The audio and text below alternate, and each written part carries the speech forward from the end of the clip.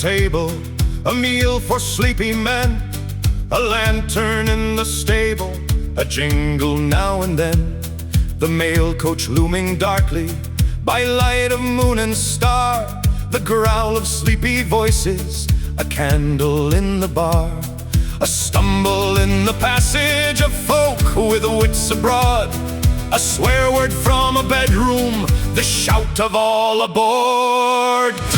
Get up, hold fast there and down the range we go.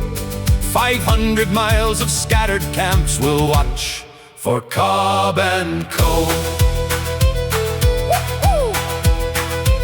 Old coaching towns already decaying for their sins, uncounted halfway houses and scores of 10-mile inns.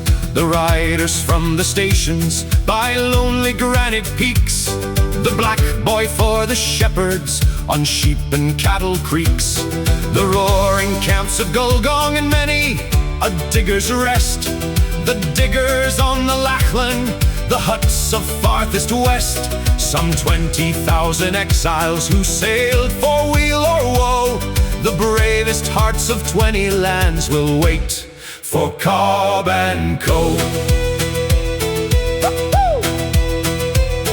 The morning star has vanished, the frost and fog are gone, in one of those grand mornings which but on mountains dawn. A flask of friendly whiskey, each other's hopes we share, and throw our top coats open to drink the mountain air. The roads are rare to travel and life seems all complete, the grind of wheels on gravel, the trot of horses' feet, the trot, trot, trot and canter as down the spur we go.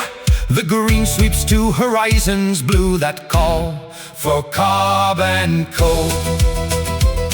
We take a bright girl actress through western dusts and damps to bear the homeworld message and sing for sinful camps, to stir our hearts and break them wild hearts that hope and ache. Ah, when she thinks again of these, her own must nearly break. 5 miles this side the gold field, a loud triumphant shout, 500 cheering diggers have snatched the horses out.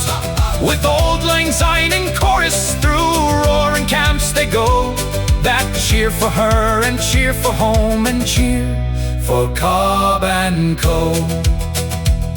3 lamps above the ridges and gorges dark and deep, a flash on sandstone cuttings where sheer the sidelings sweep, a flash on shrouded wagons on water ghastly white, weird bush and scattered remnants of rushes in the night.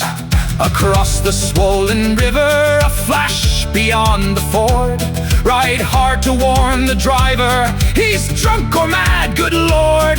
But on the bank to westward, a broad and cheerful glow, new camps extend across the plains, new routes for Cobb and Co.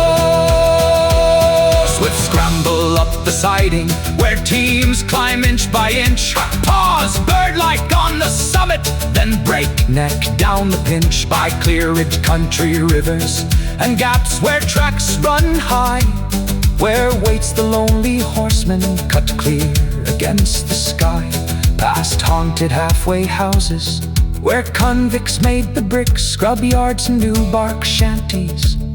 We dash with 5 and 6 through stringy bark and blue gum and box and pine we go. 100 miles shall see tonight the lights of Cobb and Co.